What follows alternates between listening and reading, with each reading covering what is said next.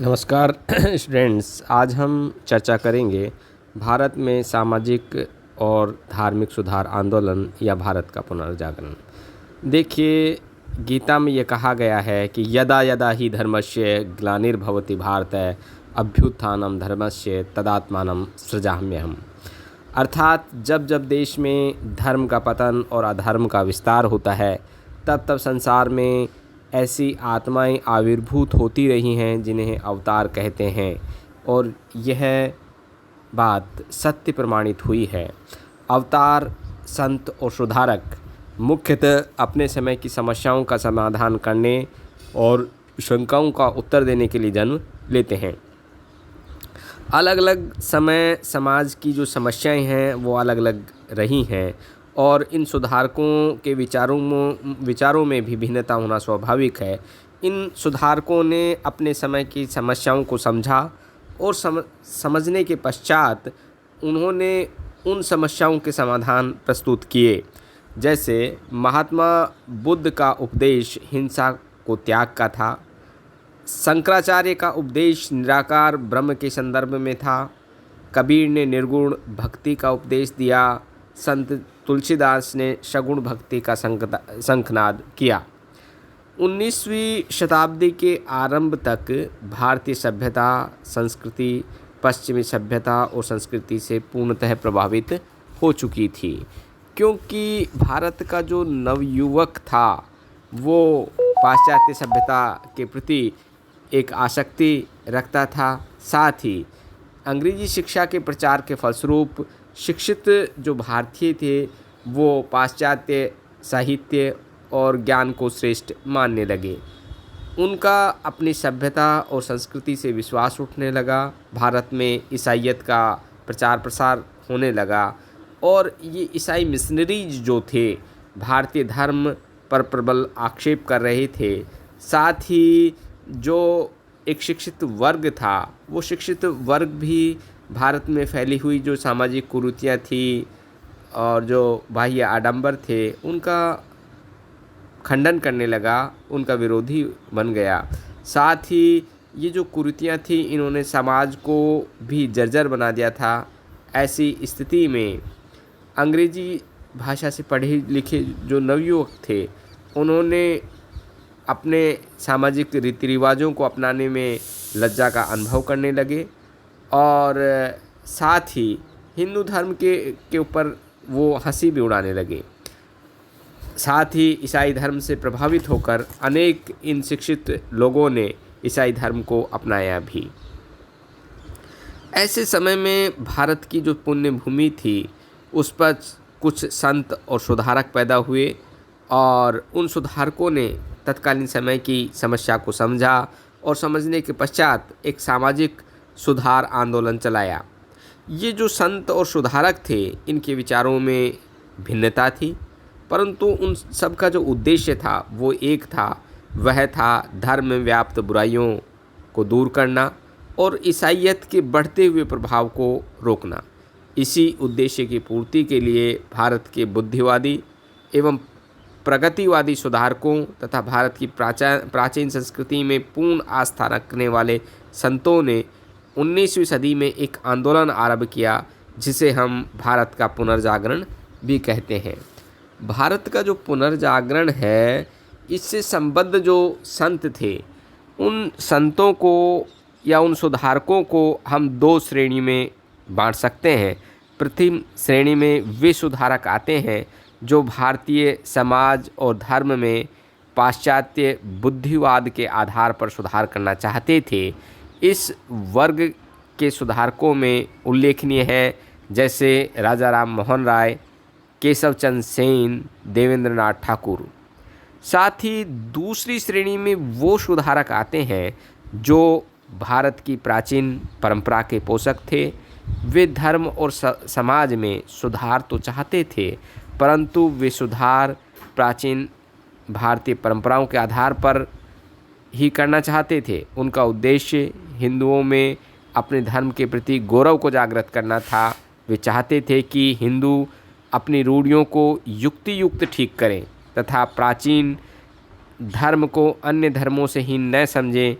इस श्रेणी के सुधारकों में प्रमुख रूप से थे स्वामी दयानंद सरस्वती है, रामकृष्ण परमहंस है, स्वामी विवेकानंद है। अब बात आती है कि ये समाज और धर्म सुधार आंदोलन जो हुआ, इसके पीछे कौन से कारक उत्तरदायी थे। देखिए, इसके कारकों की यदि हम बात करें या कारणों की बात करें तो भारतीय समाज और धर्म में व्याप्त जो दोष थे वो इसका एक कारण थे। जैसे तत्कालीन समय समाज में फैले हुए जो अंधविश्वास थे, मूर्ति पूजा को महत्व है, बहुदेववादी परंपरा है, जादू टोना है, स्त्रियों की दुर्दशा है, जातीय बंधन है और संकीर्ण दृष्टिकोण आदि दोषों के कारण समाज खोखला होता जा रहा था। साथ ही 19वीं शताब्दी के आरंभ में ईसाई जो मिशनरीज थे उनको एक खुली छूट मिली हुई थी और वो खुले रूप से भारतीय धर्म और की आलोचना करते थे। साथ ही ईसाई धर्म को वो श्रेष्ठ साबित करने का प्रयास कर रहे थे। तो ये जो धर्म में व्याप्त जो दोष थे, इसके कारण जो धर्म में खामियां आ गई थी, उन खामियों को दूर करने के लिए ही ये समाज और धर्म सुधार आंदोलन संचालित हुआ। दूसरा कारण माना जा सकता है पाश्चात्य शिक्षा का प्रभाव। भारत में जो पाश्चात्य शिक्षा पद्धति है, इसका प्रारंभ 1835 से मैकाले की जो शिक्षा पद्धति है उससे माना जा सकता है। साथ ही अंग्रेजी भाषा से शिक्षित जो लोग थे वो विज्ञान के संपर्क में आए, आधुनिक साहित्य के संपर्क में आए। साथ ही समाज में फैली हुई जो बुराइयां थी, उन बुराइयों के प्रति वो जागृत हुए कि इनको कैसे दूर किया जाए। साथ ही शिक्षित जो समाज था, वो समाज एक पाश्चात्य जो चिंतन था उससे बहुत प्रभावित था और उस चिंतन से प्रभावित होने के कारण स्वतंत्रता समानता पर उस वर्ग ने विशेष बल दिया और उसके फलस्वरूप एक समाज और धर्म सुधार आंदोलन संचालित हुआ। तीसरा कारण हम बात सकते हैं कि भारतीय जो समाचार पत्र और पत्रिकाएं थी, उनका भी एक विशेष योगदान इसमें था, क्योंकि भारतीय समाचार जो पत्र थे, उन समाचार पत्रों ने भारतीयों में एक जागृति पैदा की। साथ ही एक तत्कालीन समय की जो धार्मिक स्थिति थी, उससे एक विस्तृत क्षेत्र के लोगों को भिज्ञ करवाया। और यदि हम समाचार पत्रों की बात करें तो भारत में पहला अंग्रेजी भाषा में प्रकाशित होने वाला जो समाचार पत्र है वो बंगाल गज़ेट था। ये जो समाचार पत्र था, इसमें धार्मिक विषयों पर विचार विमर्श अधिक होता था। तत्पश्चात जैसे बंगाली भाषा में दिग्दर्शन प्रकाशित हुआ, समाचार दर्पण प्रकाशित हुआ। इसी तरह से बंकिम चंद्र चटर्जी ने आनंद मठ की रचना की और लोकमान्य तिलक ने जैसे केसरी और मराठा समाचार पत्र निकाले। इसी तरह से राजा राम मोहन राय ने मिरात उल अखबार निकाला। इन अखबारों से समाज में एक जागृति आई और इस जागृति के फलस्वरूप एक सामाजिक और धार्मिक सुधार आंदोलन संचालित हुआ। इसी तरह से एशियाटिक सोसाइटी की जो स्थापना हुई वो भी एक कारण थी कि बंगाल के अंदर 1784 में एशियाटिक सोसाइटी की स्थापना हुई और इस सोसाइटी ने समाज और धर्म सुधार जो आंदोलन था उसमें महत्वपूर्ण भूमिका अदा की थी। इस सोसाइटी के तत्वाधान में प्राचीन ग्रंथों और यूरोपीय जो साहित्य था उसका भारतीय भाषा में अनुवाद हुआ और विदेशी विद्वानों ने प्राचीन भारतीय साहित्य का अध्ययन कर उसका अंग्रेजी में अनुवाद किया। उस साहित्य में जो खूबियाँ थी, उन खूबियों के संदर्भ में व्यापक लेखन हुआ और एक भारतीय साहित्य के गौरव को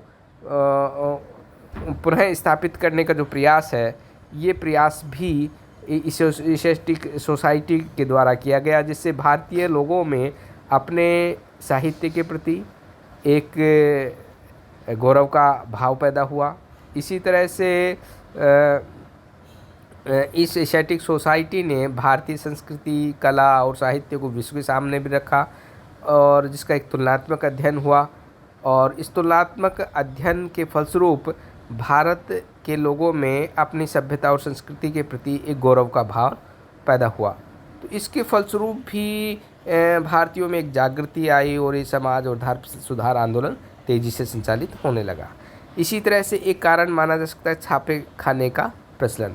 देखिए, अंग्रेज़ों के आने के फलस्वरूप यहाँ छापे खाने की जो मशीन है उनका संचालन होने लगा और छापे खाने के प्रचलन के फलस्वरूप एक बड़े पैमाने पर समाचार पत्र प्रकाशित होने लगे, पत्रिकाएं प्रकाशित होने लगी, बड़े पैमाने पर पुस्तकें प्रकाशित होने लगी। और ये जब व्यापक पैमाने पर साहित्य लेखन हुआ तो उससे जो लोग हैं वो अधिक से अधिक लाभान्वित हुए और उनके विचारों में जागृति आई और वो कर्मकांडों से, बाह्य आडंबरों से दूर होने लगे। तो ये भी एक कारण था। इसी तरह से भारतीय जो मध्यम वर्ग था उसका भी एक महत्वपूर्ण योगदान रहा। ये जो मध्यम वर्ग था वो अंग्रेजी विचारधारा से परिचित था। साथ ही ये अंग्रेजी भाषा से जो शिक्षित जो वर्ग था वो सरकारी नौकरियों में भी गया, जैसे डॉक्टर बने, इंजीनियर बने, अध्यापक बने।